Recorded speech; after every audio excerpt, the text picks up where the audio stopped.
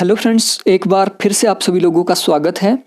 आज मैं डिस्कस करने वाला हूँ रिसर्च आर्टिकल क्या होता है, सिंपल आर्टिकल जिसे निबंध कहा जाता है उसमें और रिसर्च आर्टिकल में क्या डिफरेंस है, रिसर्च प्रपोजल क्या होता है, साइनॉप्सिस क्या होती है और एब्स्ट्रैक्ट क्या होता है।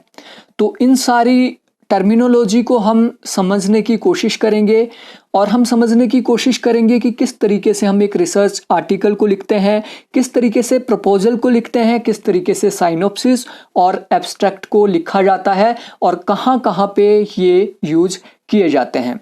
तो सबसे पहले मैं आपको बता दूं, ये वीडियो मेरे दोनों चैनल्स पे उपलब्ध रहेगी, स्टडी ऑनलाइन सर्विस पे भी और क्वालिटी एंड फैक्ट्स पे भी, क्योंकि ये वीडियो ना केवल पेपर 1 बल्कि पेपर 2 आपके रिसर्च से भी रिलेटेड है।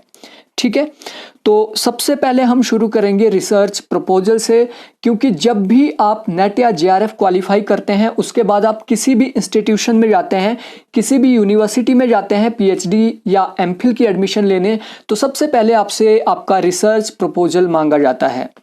तो रिसर्च प्रपोजल होता क्या है, सिंपल शब्दों में आपको मैं बताऊं रिसर्च प्रपोजल क्या है। रिसर्च प्रपोजल एक तरीके का डॉक्यूमेंट है जो आप बनाते हैं और आप अपना टॉपिक प्रपोज करते हैं। आप जिस यूनिवर्सिटी या किसी भी इंस्टीट्यूशन में जा रहे हैं वहां पे आप अपना टॉपिक प्रपोज करते हैं कमेटी के सामने, वो है रिसर्च प्रपोजल। तो रिसर्च प्रपोजल में आपने क्या क्या बातें ध्यान रखनी होती है, रिसर्च प्रपोजल में आपने क्या क्या लिखना होता है, कैसे उसको लिखना होता है, उसका सैंपल मैं आपको डिस्क्रिप्शन में दे रहा हूं। मेरे जो रिसर्च प्रपोजल है उसको आप डिस्क्रिप्शन से डाउनलोड कर सकते हैं कि मैंने खुद अपना पीएचडी के लिए रिसर्च प्रपोजल जेएनयू के लिए कैसा बनाया था, हिमाचल प्रदेश यूनिवर्सिटी के लिए कैसा बनाया था। अब रिसर्च प्रपोजल का होता क्या है, ये वर्ड लिमिट मांगते हैं। ठीक है, कुछ यूनिवर्सिटी वर्ड लिमिट मांगती है कि आप 350 से 500 शब्दों के अंदर अपना प्रपोजल हमें दो कि आप करना क्या चाहते हैं। कुछ यूनिवर्सिटी बोलती है कि आपको 1000 वर्ड्स के अंदर रिसर्च प्रपोजल को सबमिट करना है। ठीक है, तो वर्ड लिमिट आपने यूनिवर्सिटी के हिसाब से ध्यान रखनी है, जैसा उन्होंने अपने प्रोस्पेक्टस में दिया होगा उसी हिसाब से आपने अपना प्रपोजल बनाना है। तो सबसे पहले स्टेप्स की बात करते हैं रिसर्च प्रपोजल में कि कौन कौन से स्टेप्स आपको यूज करने पड़ते हैं। तो दोस्तों, रिसर्च प्रपोजल जब भी आप लिखते हैं आपको 3-4 चीजें आपके दिमाग में होनी चाहिए। जब भी आप रिसर्च प्रपोजल लिखे आपके दिमाग में ऐसा होना चाहिए कि आप किसी कंपनी में जॉब के लिए जा रहे हैं। ठीक है, क्योंकि जब भी आप प्रपोजल लेके जाते हैं तो आपका इंटरव्यू होता है, आपका इंटरव्यू जो होता है वो प्रपोजल के आधार पे ही होता है। ठीक है, तो जब भी आप किसी कंपनी में जॉब के लिए जाते हैं तो उसका एक बैकग्राउंड आप कंपनी का देख लेते हैं कि क्या बैकग्राउंड है, मुझे वहां पे क्या काम करना है, वहां पे काम कैसे होता है, ये सारा आपको देखना पड़ता है। ठीक है, तो रिसर्च प्रपोजल जब आप लिखो तो सबसे पहली चीज रिसर्च प्रपोजल में आपके सामने होती है इंट्रोडक्शन। इंट्रोडक्शन के अंदर आप अपने प्रपोज्ड टॉपिक, आप कोई भी टॉपिक ले सकते हैं। फॉर एग्जांपल 2014 के इलेक्शन ले लिया आपने, 2014 के लोकसभा इलेक्शन, उसके ऊपर आप स्टडी करना चाहते हो तो सबसे पहले आप इंट्रोडक्शन दोगे रिसर्च प्रपोजल में। इंट्रोडक्शन अगर आपका 1000 वर्ड्स का आपका प्रपोजल है तो इंट्रोडक्शन कभी भी आपकी 100 या 150 से ऊपर नहीं जानी चाहिए। इंट्रोडक्शन में आप बताओगे कि लोकसभा इलेक्शन क्या होते हैं, कब से ये शुरू हुए, किस किस ने इसके ऊपर स्टडी की। ठीक है, वो सारा आप इंट्रोडक्शन के अंदर बता दोगे और थोड़ा बहुत उसको टच करोगे कि आप कहाँ की स्टडी करना चाहते हैं, आप कौन सा एरिया लेना चाहते हैं। दूसरा स्टेप जो प्रपोजल के अंदर रहेगा वो रहेगा रेलिवेंस ऑफ स्टडी। अब आपको इंटरव्यूअर आपको क्यों लेंगे, ठीक है, जो आपका साक्षात्कार ले रहे हैं आपको क्यों लेंगे, आपको रेलिवेंस ऑफ स्टडी के आधार पे लेंगे कि आप जो ये स्टडी कर रहे हैं इसका सोसाइटी के लिए क्या लाभ है, इसका इंस्टीट्यूशन के लिए क्या लाभ है, इसका नॉलेज के लिए क्या लाभ है और आपके लिए क्या लाभ है। तो relevance of the study most important है, आप अपने रेलिवेंस को क्लियरली प्रपोजल के अंदर मेंशन कर देंगे। दूसरी चीज जो प्रपोजल में आपका इंपॉर्टेंट रहेगी वो रहेगा रिसर्च प्रॉब्लम। रिसर्च प्रॉब्लम जो आपने रिसर्च में पढ़ा होगा, प्रॉब्लम फॉर्मुलेशन। ठीक है, समस्या का निर्धारण, आपकी समस्या क्या है, आप क्यों लेना चाह रहे हो 2014 का इलेक्शन। ठीक है, आपको क्या समस्या लगती है कि 2014 का जो ये आप इलेक्शन ले रहे हैं उससे क्या फाइंड आउट आप निकालना चाहते हैं, ठीक है, तो वो है द रिसर्च प्रॉब्लम। अब रिसर्च प्रॉब्लम की जगह आप हाइपोथेसिस भी सेट कर सकते हैं, दोनों एक ही चीज है। हाइपोथेसिस में आप बोल दोगे कि मोदी फैक्टर हैवी रहा, इसकी वजह से 2014 में बीजेपी ने इलेक्शन जीता, ये आपकी हाइपोथेसिस है। दूसरी तरीके से आप इसका रिसर्च प्रॉब्लम या रिसर्च क्वेश्चन भी इसको आप बना सकते हैं, ठीक है। उसके बाद आपको थर्ड स्टेप के अंदर आपको प्रपोजल में देना पड़ेगा scope and limitation of the study. Scope कि आपका स्कोप क्या है, आप लोकसभा इलेक्शन जो देखना चाहते हैं उसका स्कोप कहां तक है। क्या आप हिमाचल में ही देखना चाहते हैं कि हिमाचल की लोकसभा के लिए जो 4 सीटें थी उसके ऊपर किस प्रकार मतदान हुआ, क्या आपका स्कोप ऑल इंडिया लेवल तक का है, ठीक है। लिमिटेशन की भी आपको बात करनी पड़ेगी। अगर आप एमफिल की स्टडी कर रहे हैं तो आपके पास टाइम लिमिट कम होगा, आपको 2 साल के अंदर अंदर ये रिसर्च करनी होगी, तो वो भी एक तरीके की लिमिटेशन है। आप स्टडी कर रहे हो इंडिया लेवल पे, ठीक है, इंडिया लेवल पे आप स्टडी कर रहे हो, आपके पास टाइम कम है, ठीक है, 2 साल का टाइम कम है, पहली रिस्ट्रिक्शन ये। दूसरा, अब रिसर्च करोगे तो डेफिनेटली मनी की जरूरत पड़ेगी, मॉनेटरी की भी आपको जरूरत पड़ेगी, तो पैसे की आपके पास हमेशा किल्लत रहती है, तो ये भी लिमिटेशन होता है, ठीक है। आप क्योंकि एक इंडिविजुअल रिसर्चर हो तो आप इतने बड़े वाइड लेवल पे रिसर्च नहीं कर पाते हो, तो उसमें थोड़ी बहुत कमियां रहती है, वो भी आपकी लिमिटेशन होती है, तो आपको हमेशा वो अपने प्रपोजल में बताना होगा। और उसके बाद मोस्ट इंपॉर्टेंट चीज रहती है प्रपोजल में लिटरेचर रिव्यू। अब जो आपका इंटरव्यू ले रहे हैं उनको देखना है कि आप कितने अवेयर हैं अपनी फील्ड से रिलेटेड जिसके ऊपर आप स्टडी करना चाहते हो।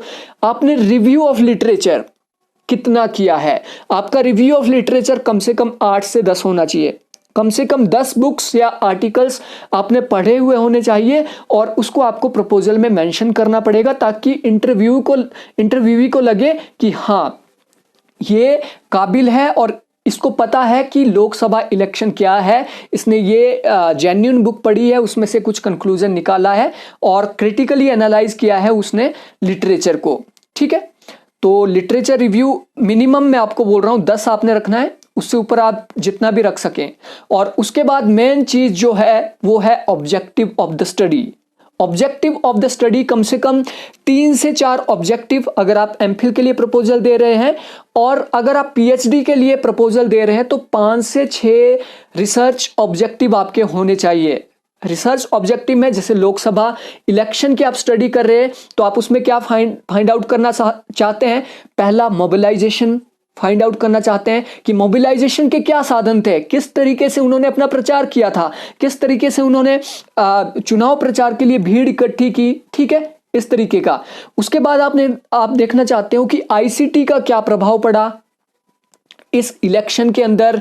इसके अंदर पर्सनैलिटी कल्ट तो नहीं था, कहीं मोदी फैक्टर इंपैक्ट रहा, कहीं विकास के नाम पर ये चुनाव लड़े गए, तो उस तरीके से आपने क्या है अपने साथ कम से कम 5 से 6 ऑब्जेक्टिव पीएचडी के लिए आपने डिसाइड करने हैं, तो वो आपके लिए इंपॉर्टेंट रहेगा। और लास्ट और मोस्ट इंपॉर्टेंट चीज जो कि हमेशा इंटरव्यू में आपसे प्रपोजल से रिलेटेड पूछी जाती है वो है मेथोडोलॉजी ऑफ द स्टडी।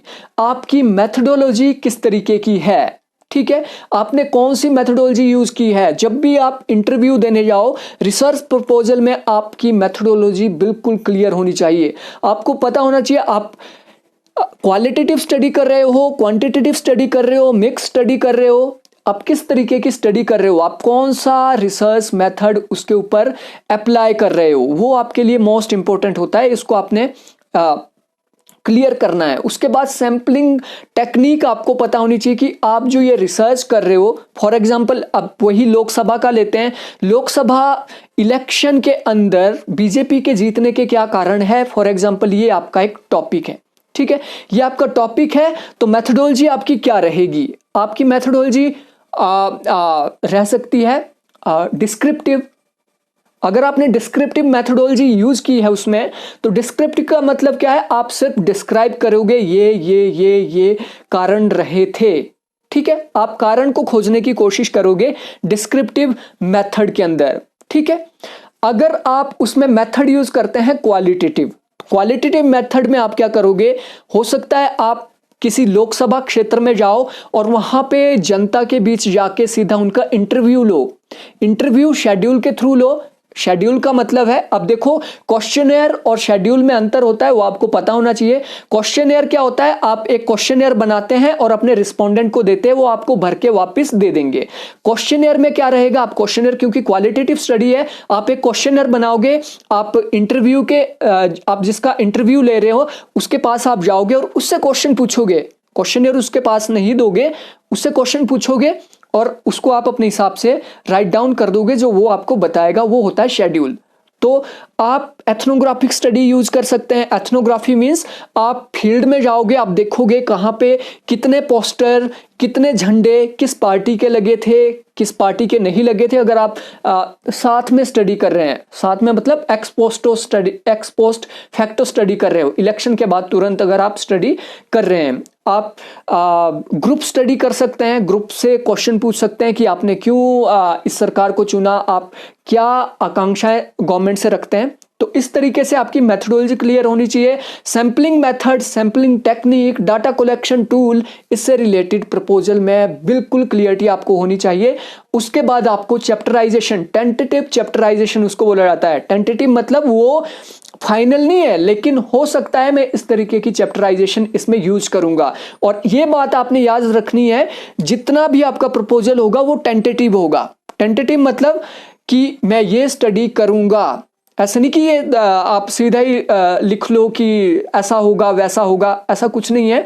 आपने क्या टेंटेटिव रखना है हर चीज को, कि मैं ऐसा करूंगा, अगर सुपरवाइजर सहमति हुई तो उस हिसाब से हम उसको करेंगे। चैप्टराइजेशन डिपेंड करती है आप किस तरीके की स्टडी कर रहे हैं। चैप्टर 2 भी हो सकते हैं, 3 भी हो सकते हैं, 4 भी, 5 भी, वो आपकी स्टडी के ऊपर डिपेंड करता है। और लास्ट चीज प्रपोजल के अंदर आपकी रहेगी कंक्लूजन। कंक्लूजन आपने जो इंट्रोडक्शन में दिया है, कंक्लूजन उससे मैच करता हुआ होना चाहिए। और जो आपने मेथोडोलॉजी यूज की है, ऑब्जेक्टिव यूज किए हैं, थोड़े थोड़े आपको कंक्लूजन में वो दिखाने होते हैं। अगर आपने ये मेथड रिसर्च प्रपोजल के अंदर यूज किया तो डेफिनेटली प्रपोजल के आधार पे तो आपको रिजेक्ट नहीं कर सकते हैं। उसके बाद आपका इंटरव्यू के लिए क्या है, इंटरव्यू के लिए आपकी तैयारी प्रॉपर होनी चाहिए। आपको क्वेश्चन का पता होना चाहिए कि कौन कौन से क्वेश्चन वो आपकी फील्ड से रिलेटेड पूछ सकते हैं। तो ये था पूरा का पूरा रिसर्च प्रपोजल से रिलेटेड कि रिसर्च प्रपोजल को कैसे बनाया जाता है। इससे पहले मैं डिस्कस आपके सामने कर चुका हूं रिसर्च प्रपोजल क्या होता है, रिसर्च प्रपोजल को कैसे बनाया जाता है, क्या उसकी विशेषताएं हैं। आज की इस वीडियो में आपके सामने डिस्कस करने वाला हूं साइनोप्सिस के बारे में। साइनोप्सिस क्या होती है और किस प्रकार से ये रिसर्च प्रपोजल से डिफरेंट होती है। अब क्योंकि बहुत से लोग क्या है, एक दूसरे के लिए इसको यूज करते हैं। कई बार रिसर्च प्रपोजल को साइनोप्सिस बोलते हैं, कई बार साइनोप्सिस को रिसर्च प्रपोजल। उनको इसके बीच का बेसिक डिफरेंस पता नहीं है, इसलिए मैं इन दोनों टर्म्स को आपके सामने डिस्कस करने वाला हूं। दोस्तों, रिसर्च प्रपोजल होता है किसी यूनिवर्सिटी में एडमिशन पाने के लिए प्रपोजल, एक तरीके का प्रस्ताव, ठीक है। लेकिन जो साइनोप्सिस होती है, साइनोप्सिस आगे की प्रक्रिया है। जब आपकी किसी यूनिवर्सिटी में, किसी इंस्टीट्यूशन में एडमिशन हो जाती है, एडमिशन के बाद आपको साइनोप्सिस बनानी पड़ती है।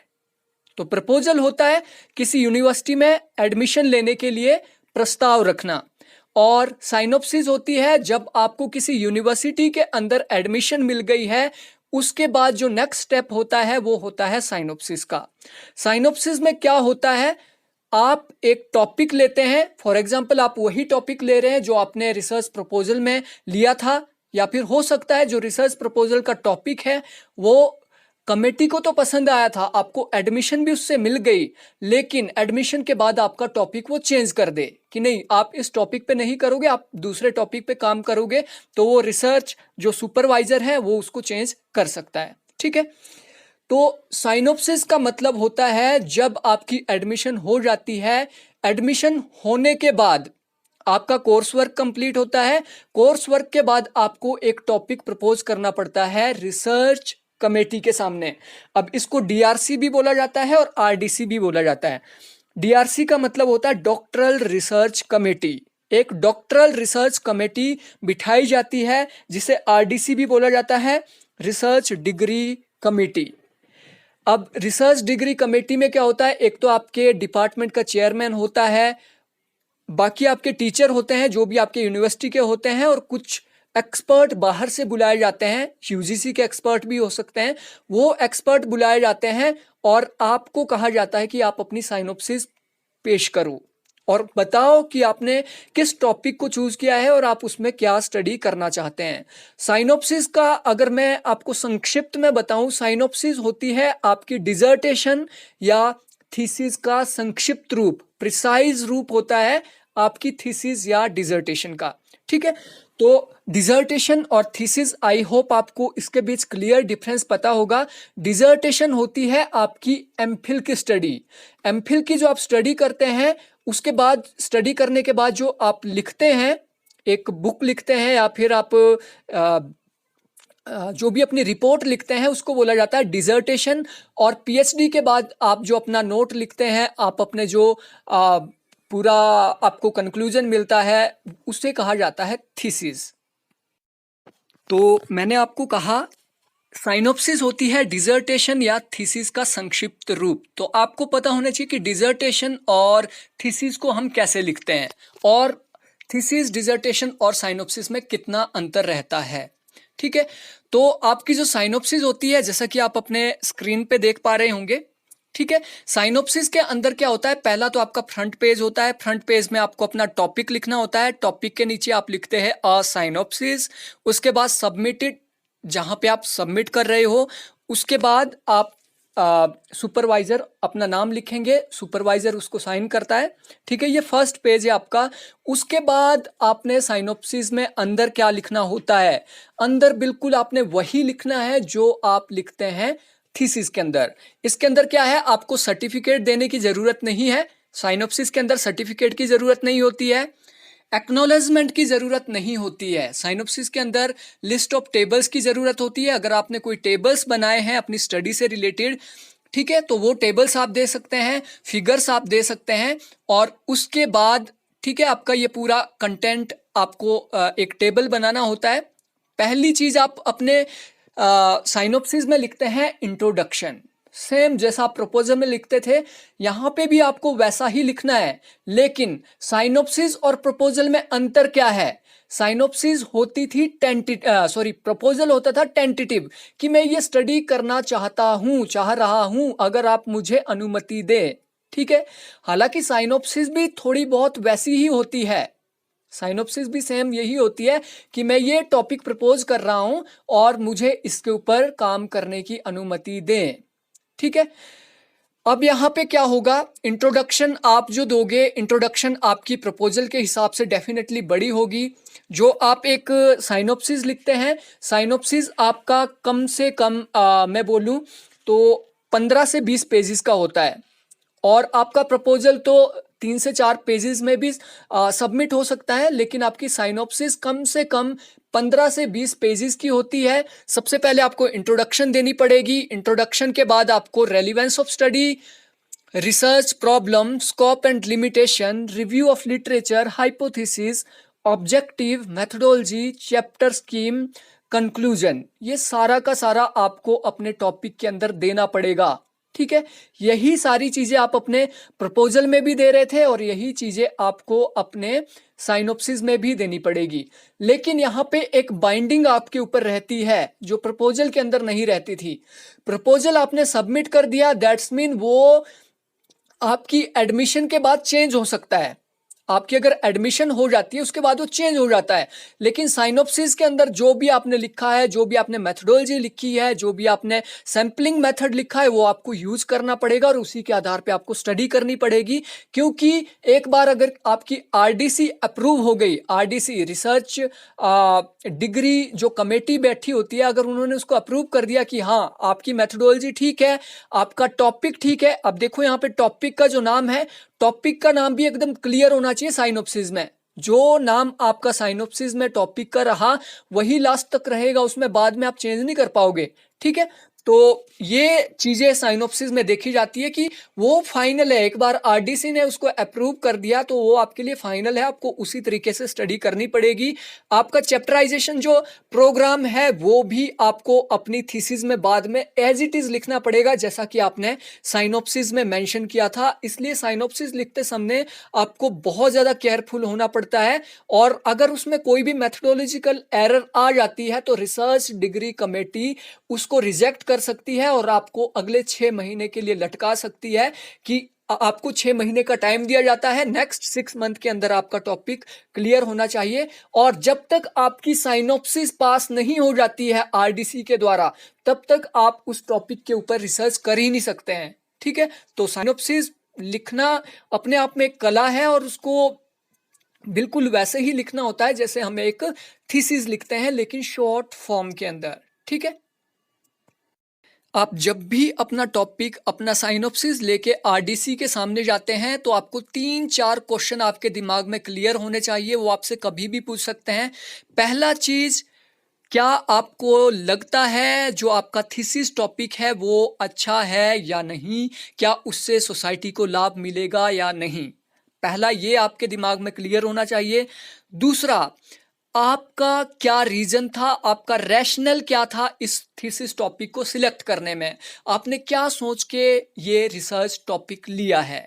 ठीक है, उसके बाद आपसे पूछेंगे क्या आपको मेथोडोलॉजी की स्पेशल नॉलेज है, सफिशिएंट नॉलेज है कि आप जो मेथोडोलॉजी यूज कर रहे हैं क्या यहाँ पे यूज होगी या नहीं होगी। ये आपसे क्वेश्चन डेफिनेटली हर आरडीसी में पूछा जाता है।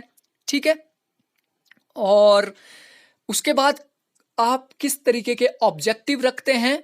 ठीक है, ऑब्जेक्टिव आपके क्या है और आप उसको कैसे अचीव करेंगे, इस तरीके के क्वेश्चन आपको साइनोप्सिस प्रेजेंट करने से पहले आपके दिमाग में क्लियर होने चाहिए। तो दोस्तों, ये था पूरा का पूरा साइनोप्सिस का, कि साइनोप्सिस हम कैसे लिखते हैं। अब इसी लेक्चर में मैं बात करूंगा एब्स्ट्रैक्ट की। एब्स्ट्रैक्ट क्या होता है और एब्स्ट्रैक्ट कब लिखा जाता है। दोस्तों, एब्स्ट्रैक्ट को आप बोल सकते हैं निचोड़। एब्स्ट्रैक्ट को आप क्या बोल सकते हैं, निचोड़। एब्स्ट्रैक्ट क्यों लिखा जाता है, आपने कोई भी रिसर्च आर्टिकल अगर लिखा होगा पब्लिश कराने के लिए, या फिर आप किसी भी कॉन्फ्रेंस में जा रहे हैं कोई पेपर प्रेजेंट करने के लिए, या पेपर पब्लिश करने आप किसी कॉन्फ्रेंस, सेमिनार या वेबिनार में जाते हैं, तो सबसे पहले आपको क्या है, टॉपिक से पहले आपका एब्स्ट्रैक्ट देना पड़ता है, उसके नीचे आपको 3-4 कीवर्ड्स देने पड़ते हैं। तो एब्स्ट्रैक्ट का मतलब होता है निचोड़, आईना आप उसको बोल सकते हैं। जैसे हमारे संविधान की प्रस्तावना निचोड़ है पूरे के पूरे संविधान का, बहुत ही बेस्ट एग्जाम्पल है एब्स्ट्रैक्ट आपने कैसे लिखना है। जैसे हमारा प्रीएम्बल होता है वो पूरे के पूरे संविधान का एक निचोड़ है, उसका एक आईना है, वो आपको बता देगा प्रस्तावना की संविधान के अंदर क्या क्या लिखा है। वैसे ही आप एब्स्ट्रैक्ट लिखते हैं। आप किसी भी बुक को अगर पढ़ोगे, आपने कोई एक अच्छी बुक खरीदी है, उसमें सबसे पहले एक प्रस्तावना दी होती है, प्रस्तावना या लेखक की ओर से। उसमें लेखक ने बताया होता है कि मैंने इसके अंदर क्या क्या डाला है, कैसे कैसे डाला है, क्या क्या अपडेट किया है, कहाँ कहाँ से डाटा लिया है, उस तरीके से वो बता देता है। तो एब्स्ट्रैक्ट होता है आपकी पूरी की पूरी स्टडी का निचोड़। और एब्स्ट्रैक्ट कभी भी आपका 10 पेजेस से ऊपर नहीं जाना चाहिए। आप अगर पीएचडी रिसर्च कर रहे हैं तो 10 पेजेस से ऊपर अगर आपका एब्स्ट्रैक्ट जाता है तो वो बुरा माना जाता है। आपका 10 पेजेस के अंदर अंदर, 8 से 10 पेजेस के अंदर अंदर पूरा का पूरा एब्स्ट्रैक्ट आपका कवर हो जाना चाहिए। एब्स्ट्रैक्ट में क्या होता है, सबसे पहले थोड़ी सी आपने इंट्रोडक्शन अपने टॉपिक के बारे में दी कि ये मेरा टॉपिक है, उसको आपने आगे कनेक्ट किया मेथोडोलॉजी से। उसके बाद आपने आगे उसको कनेक्ट किया, फर्स्ट चैप्टर में मैंने ये दिया है, first chapter deal with this this this, second chapter deal with this this this, third fourth जितने भी आपके चैप्टर है वो आपने क्लियरली मेंशन कर दिया। 4 जो मेरे ये चैप्टर थे उसके अंदर मैंने ये डिस्कस किया है, और उसके बाद मेरा ये कंक्लूजन है, कंक्लूजन के अंदर ये चीजें हैं। तो एब्स्ट्रैक्ट क्या होता है, अपने आईने की तरह, प्रस्तावना की तरह, एक कॉन्स्टिट्यूशन के प्रीएम्बल की तरह अपनी पूरी रिसर्च रिपोर्ट को रखना होता है, वो होता है abstract. I hope research proposal, synopsis और एब्स्ट्रैक्ट आपको क्लियरली अंडरस्टैंड हो गया होगा। हेलो फ्रेंड्स, एक बार फिर से आप सभी लोगों का स्वागत है। आज मैं इस वीडियो में डिस्कस करने वाला हूं सिंपल आर्टिकल और रिसर्च आर्टिकल में किस प्रकार से डिफरेंस होता है और किस तरीके से एक रिसर्च आर्टिकल को आप लिख सकते हैं ताकि वो इजीली पब्लिश हो जाए किसी भी मैगजीन या जर्नल के अंदर। तो इससे पहले हम रिसर्च प्रपोजल, साइनोप्सिस और एब्स्ट्रैक्ट को डिस्कस कर चुके हैं कि उन्हें कैसे लिखा जाता है और उनके बीच क्या अंतर होता है। तो सबसे पहले मैं आपको सिंपल निबंध के बारे में या आर्टिकल के बारे में बताऊं तो सिंपल आर्टिकल जो आपके होते हैं वो आपके किसी मैगजीन में छप सकते हैं, न्यूज़पेपर में छप सकते हैं या यूनिवर्सिटी कॉलेज कि किसी भी पत्रिका के अंदर वो छप सकते हैं। लेकिन जो रिसर्च आर्टिकल है वो थोड़ा डिफरेंट होता है और वो आप बोल सकते हैं विद रेफरेंस आपको देना पड़ता है। सिंपल आर्टिकल क्या है, वो आप हालांकि वो जेन्युइन डाटा आप उसमें पेश करते हैं लेकिन उसमें रेफरेंसेस की जरूरत नहीं पड़ती थी। लेकिन रिसर्च आर्टिकल जो आप लिखते हैं उसमें आपको रेफरेंसेस की जरूरत पड़ती है। आप अपने विचार नहीं लिख सकते हैं कभी भी। किसी भी रिसर्च आर्टिकल के अंदर आप अपने विचार नहीं लिख सकते हैं। फॉर एग्जाम्पल आपको लगता है कि आप बहुत ही स्कॉलर हैं, आप एक चीज को बहुत अच्छे से समझ सकते हैं। फॉर एग्जाम्पल आप किसी स्लम एरिया में रहते हैं और स्लम एरिया के लोगों की प्रॉब्लम्स को आप अच्छे से जानते हैं, समझते हैं, आपसे ज्यादा कोई नहीं समझ सकता है और आप चाहते हैं कि स्लम एरिया के लोगों की सिचुएशन के ऊपर आप एक रिसर्च आर्टिकल लिखना चाहते हो।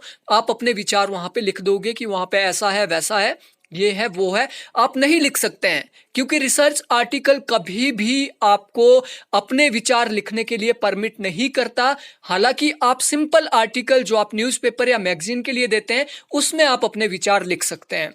तो अब बात आती है कि आप रिसर्च आर्टिकल को लिखेंगे कैसे जब आपने अपने विचार आप लिख ही नहीं सकते हैं। पहली बात, आप कभी भी फर्स्ट पर्सन यूज नहीं कर सकते हैं रिसर्च आर्टिकल लिखते हुए। फर्स्ट पर्सन का मतलब है आई, मी। जैसे मैंने ये स्टडी की है, मुझे ये फाइंडिंग मिली है, मेरी ये स्टडी है, यानी आई और मी कभी भी फर्स्ट पर्सन आप यूज नहीं करेंगे। अगर आप और आपका कोई सुपरवाइजर था उस रिसर्च को कंडक्ट करने के लिए, तब आप वी शब्द यूज कर सकते हैं। लेकिन आई और मी कभी भी रिसर्च आर्टिकल लिखते हुए आप यूज नहीं कर सकते हैं। अब बात आती है रिसर्च आर्टिकल कैसे लिखें। फॉर एग्जाम्पल आपको पता है कि यहाँ पे स्लम एरिया है और स्लम एरिया में बहुत ही बड़े बुरे हाल है और आप पूरी की पूरी परिस्थितियों से वाकिफ है, उसको आप किसी जर्नल में पब्लिश करना चाहते हैं तो आप उसको कैसे पब्लिश करोगे, क्योंकि आप अपने विचार तो नहीं लिख सकते हैं। तो आपको क्या करना पड़ेगा, बहुत ही सिंपल टेक्निक है। दो प्रकार की टेक्निक आप रिसर्च आर्टिकल लिखते हुए यूज कर सकते हैं, आपको कोई नहीं बताएगा ये। पहली टेक्निक होती है, आपके जो भी विचार है, आपको जो भी लगता है कि यहाँ पे ये प्रॉब्लम है, इस एरिया में, स्लम एरिया में इन लोगों को पानी की दिक्कत है, सफाई की दिक्कत है, यहाँ पे प्रॉपर सैनिटाइजेशन यहाँ पे नहीं है, नालियाँ यहाँ पे सही नहीं है, यहाँ पे बहुत ही गंदगी है, आपको पता है। आप सारे के सारे विचार लिख लो, पूरे के पूरे विचार आपने क्या करना है, लिख लेना है। ठीक है, आपका एक आर्टिकल बनता है। आपका जो आर्टिकल आप लिखते हैं मिनिमम वो 1500 शब्दों से लेके 5000 शब्दों तक वो जा सकता है। वो डिपेंड करता है प्रकार की मैगजीन के लिए लिख रहे हैं। मैगजीन के भी अलग अलग, जर्नल के भी अपने अलग अलग रूल्स होते हैं। कुछ लोग 1500 में एक्सेप्ट कर लेते हैं, कुछ लोग 2000 में, कुछ 2500, 3000, 5000 या 6000 मैक्सिमम लिमिट होती है किसी भी जर्नल में पेपर पब्लिश करने के लिए। ठीक है, तो आपने क्या है, पूरे के पूरे विचार अपने लिख लिए। विचार लिखने के बाद जहां जहां डाटा की जरूरत पड़ती है वहां पे रेफरेंस आपको देने पड़ेंगे। ठीक है, अब देखो रेफरेंस की जरूरत पड़ रही है, आपने अपने विचार लिखे हैं बट विद रेफरेंस। ठीक है, अब आपको बहुत ही इजी वे में आपको समझा रहा हूं। स्लम एरिया के ऊपर आप स्टडी कर रहे हैं, उसकी प्रॉब्लम के ऊपर आप स्टडी कर रहे हैं, आपने पूरा लिख दिया ये स्लम एरिया इस स्टेट के अंदर पड़ता है, इस स्टेट के अंदर इस डिस्ट्रिक्ट का है, डिस्ट्रिक्ट के अंदर किस ब्लॉक का है और किस लोकेशन में वो पड़ता है, वो आपने लिख लिया। ठीक है, अब आपको पता तो है कि ये एरिया कहां पड़ता है, कैसा पड़ता है, लेकिन आपने क्या करना है, आप सीधे जाएंगे हिमाचल के सेंसस के ऊपर, अगर आप हिमाचल में किसी एरिया के ऊपर स्टडी कर रहे हैं और वहां से आप रेफरेंस ले लेंगे कि इस एरिया के बारे में यहाँ पे लिखा है, यहाँ की पॉपुलेशन इतनी है, वो है सारा, वो आपने वहां पे पहला रेफरेंस दे दिया। दूसरा रेफरेंस, जब आप बोलोगे वहां पे सैनिटाइजेशन की प्रॉपर फैसिलिटी नहीं है, आपको कैसे पता लगा कि सैनिटाइजेशन की प्रॉपर वहां पे उपलब्धता नहीं है, तो उसका आपको रेफरेंस देना पड़ेगा। उसका रेफरेंस आप दे सकते हैं इंटरव्यू। अगर आपने इंटरव्यू लिया है, आपका ऑब्जर्वेशन के ऊपर आधारित है, तो ऑब्जर्वेशन में आप देखोगे कि वहां पे प्रॉपर नालियों की व्यवस्था नहीं है, पानी की व्यवस्था नहीं है। अब पानी की व्यवस्था वहां पे नहीं है तो आप अपनी मर्जी से नहीं लिख सकते कि वहां पे पानी की व्यवस्था नहीं है। भले ही आपको पता है कि पानी आता ही नहीं है, फिर भी आप नहीं लिख सकते हैं। आपको कंसर्न डिपार्टमेंट में जाना पड़ेगा। आपको वहां पे क्या है, वाटर के जो डिपार्टमेंट होता है, आईपीएच डिपार्टमेंट, आप वहां पे जाओगे और वहां आप बात करोगे, वहां पे आप बात करोगे जो वहां पे पानी भेजते हैं, सप्लाई करते हैं, और उसका आपको नीचे रेफरेंस देना पड़ेगा। उसके बाद आप आर्टिकल लिखते लिखते आगे पहुंचते हैं और आप वहां पे बोलते हैं कि यहाँ पे तो पॉपुलेशन बहुत ज्यादा डेंस है स्लम के अंदर, ठीक है, तो आपको एक रेफरेंस देना पड़ेगा सेंसस का। सेंसस के अंदर आपको बताना पड़ेगा कि होम, कितने लोगों के पास अपने घर है, कितने लोग ऐसे हैं जो किराए के मकानों में रह रहे हैं, और कितने लोग ऐसे हैं जो फुटपाथ पे रहते हैं। इस तरीके का डाटा आपको इजीली मिल जाएगा सेंसस के अंदर। सेंसस में अगर आपको नहीं मिलता है, आप लोक नीति का डाटा यूज कर सकते हैं, आप CSDS उसका डाटा यूज कर सकते हैं, आप अपने NSSO का डाटा आप यूज कर सकते हैं, बहुत ही रेलिवेंट है और उसका आप रेफरेंस दे सकते हैं। आप लोकल जो वहाँ के NGO होते हैं जो उनके ऊपर काम कर रहे होते हैं, डेफिनेटली स्लम के ऊपर बहुत से NGO काम कर रहे होते हैं, तो वो अपनी रिपोर्ट्स प्रकाशित करते रहते हैं टाइम टू टाइम, तो वो रिपोर्ट्स आप ले सकते हैं और उन रिपोर्ट्स का आप रेफरेंस दे सकते हैं। तो यहाँ पे हुआ क्या, विचार आपके थे और जहाँ पे आपको डाटा प्रेजेंट करना था, कुछ आप शो कर रहे थे कि यहाँ पे प्रॉब्लम्स है, उसका रेफरेंस आपने कहाँ से लिया, गवर्नमेंट रिपोर्ट से, ऑर्गेनाइजेशन की रिपोर्ट से, NSSO के डाटा से, आपने CSDS के डाटा का वहाँ पे रेफरेंस दे दिया। इसका मतलब आप क्लियरली समझ रहे होगे कि आपने रिसर्च तो की है अपने हिसाब से, अपना हिसाब से आपने लिखा है, लेकिन जहां पे आपने डाटा प्रेजेंट किया है, जहां पे आपने गवर्नमेंट को क्रिटिसाइज किया है, किसी भी चीज को क्रिटिसाइज किया है, कोई पैथेटिक कंडीशन आप बता रहे हैं, वो आपको विद रेफरेंस देना पड़ेगा। तो ये है रिसर्च आर्टिकल लिखने का पहला तरीका और बिगिनर्स के लिए ये बहुत ही हेल्पफुल रहेगा। दूसरा तरीका, हालांकि उसमें बहुत ज़्यादा हार्ड वर्क है, लेकिन सबसे बेस्ट तरीका वो होता है पहले आप लिटरेचर रिव्यू करो, लिटरेचर रिव्यू के बाद आप अपना आर्टिकल लिखोगे। तो उसको आप कैसे करते हैं वो आपको मैं बताता हूं। सबसे पहले आपने क्या किया, आपने 8-10 बुक्स लाइब्रेरी से इशू कर ली या कहीं से भी आपने कंसर्न सब्जेक्ट से, जिसके ऊपर आप, जिस टॉपिक के ऊपर आप काम करना चाहते हैं, आर्टिकल लिखना चाहते हैं, कम से कम 8 से 10 बुक्स आपने क्या है प्रेफर करनी है, वो आपने लाई, ठीक है। उसके बाद उनको आपने रीड किया, रीड करने के बाद आपको क्या लगा, इसके बीच क्या लिटरेचर गैप है, ठीक है। ये आप घर में बैठ के कर रहे हो, आप कोई फील्ड में नहीं जा रहे हो, लिटरेचर गैप आपने देखना है। फॉर एग्जाम्पल, आप जॉन लॉक के उदारवाद के ऊपर स्टडी कर रहे हो, जॉन लॉक के उदारवाद कि जॉन लॉक का जो लिबरलिज्म था वो किस प्रकार डिफरेंट है आज के लिबरलिज्म से, ये स्टडी, ये आर्टिकल आप लिखना चाहते हो, ठीक है। तो आप क्या करोगे, 8-10 बुक लाई, आपने जॉन लॉक की भी बुक इशू करा दी, आपने उसके ऊपर जो नेक्स्ट क्रिटिसाइज जॉन लॉक को किया है, उसमें जो मॉडिफिकेशन हुई है वो भी आप लेके आए, उसके बाद आप मॉडर्न लिबरलिज्म की बुक लेके आए, उसके बाद नियो लिबरलिज्म की बुक ले आए, और वो सारा आपने स्टडी किया। स्टडी करने के बाद आपको क्या कंक्लूजन मिलता है, जो आपको एक बुक के अंदर मिला वो आपने शॉर्ट नोट्स के अंदर आपने वो पूरा लिख दिया, दूसरी बुक के अंदर आपको ये मिला, तीसरी के अंदर आपको ये मिला, चौथी के अंदर आपको ये मिला, पूरे आपने उसको पॉइंट में लिख दिया। पॉइंट में लिखने के बाद फिर उसको अपने शब्दों में आपने लिख देना है, और जहां से आपको जो पॉइंट मिला था उसका अपने साथ में रेफरेंस दे देना है।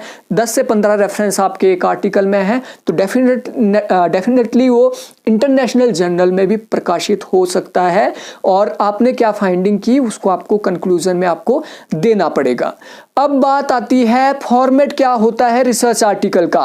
क्या कोई साइंटिफिक वे है रिसर्च आर्टिकल को लिखने का?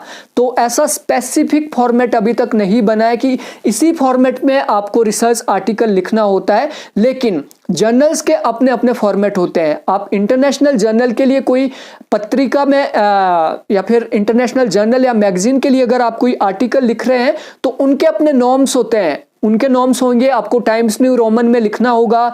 टाइम्स न्यू रोमन में फॉन्ट आपका 12 होना चाहिए। एक लाइन से दूसरी लाइन के बीच स्पेस आपका 1.5 से ऊपर नहीं होना चाहिए, ठीक है। इस तरीके से उनके नॉर्म्स होते हैं। फिर उनके नॉर्म्स होंगे कि आपको 1500 से 2000 वर्ड्स के अंदर कंप्लीट करना है। आपको इंट्रोडक्शन देनी है क्लियरली मेंशन करके, वो उनके नॉर्म्स है। आपको इंट्रोडक्शन क्लियरली मेंशन करनी पड़ेगी अपने आर्टिकल में। इंट्रोडक्शन से पहले आपको एब्स्ट्रैक्ट देना पड़ेगा। इस तरीके का भी होता है कि सबसे पहले जब भी आप आर्टिकल लिख रहे हो तो सबसे ऊपर आपको एब्स्ट्रैक्ट देना पड़ेगा।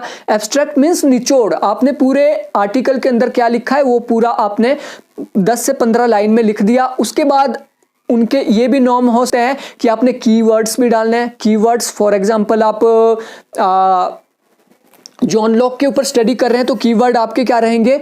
एक आपका कीवर्ड रहेगा जॉन लॉक, दूसरा रहेगा लिबरलिज्म, तीसरा रहेगा न्यू लिबरलिज्म, डिफरेंस जो आपका वो डिफरेंस थ्योरी। इस तरीके से आपके 4-5 आपके कीवर्ड रहेंगे ताकि कीवर्ड को देखने से ही पता लग जाए कि इसमें अंदर लिखा क्या है। एब्स्ट्रैक्ट के बाद आप इंट्रोडक्शन, जिस तरीके से फॉर्मेट दिया होगा। इंट्रोडक्शन के बाद आप लिटरेचर रिव्यू भी दे सकते हैं कि आपने क्या क्या लिटरेचर रिव्यू किया है। लिटरेचर रिव्यू के बाद आप अपने ऑब्जेक्टिव क्लियरली मेंशन आपको हर आर्टिकल के अंदर, रिसर्च आर्टिकल के अंदर करने पड़ेंगे कि मेरे ये ऑब्जेक्टिव थे और इस रिसर्च आर्टिकल से मैं ये प्रूव करना चाहता था या स्टडी करना चाहता था। ऑब्जेक्टिव के बाद आपने मेथोडोलॉजी को क्लियरली मेंशन करना है कि मेरी ये मेथोडोलॉजी थी, ये मेरा स्टडी एरिया था, यहाँ पे मैंने स्टडी की है। और उसके बाद आपने क्या है, मेन बॉडी यानी मुख्य जो आपका आर्टिकल रहेगा वो आपने उसमें लिखना है। और उसको लिखने के बाद एंड में फाइंडिंग्स यानी कंक्लूजन को क्लियरली मेंशन करना है। उसको मेंशन करने के बाद आपने क्या है, रेफरेंस या बिबिलियोग्राफी की लिस्ट को क्लियरली लिखना है। जो आपने बीच में जहां जहां पे आपने डाटा यूज किया था, जहां जहां से आपने डाटा लिया था, वो रेफरेंसेस या बिबिलियोग्राफी लास्ट में आपने देनी है। और इस तरीके से आपका अच्छे से आर्टिकल आप लिख सकते हैं। तो आई होप आपको अच्छे से समझ आ गया होगा कि रिसर्च आर्टिकल को हम कैसे लिख सकते हैं। हालांकि वीडियोस की कुछ लिमिटेशन होती है, किसी और मेथड से मैं आपको इजीली इसको समझाने की कोशिश करूंगा कभी डिफरेंट एग्जाम्पल के साथ कि आर्टिकल को हमने कैसे लिखना है। तो thank you friends, thanks for watching.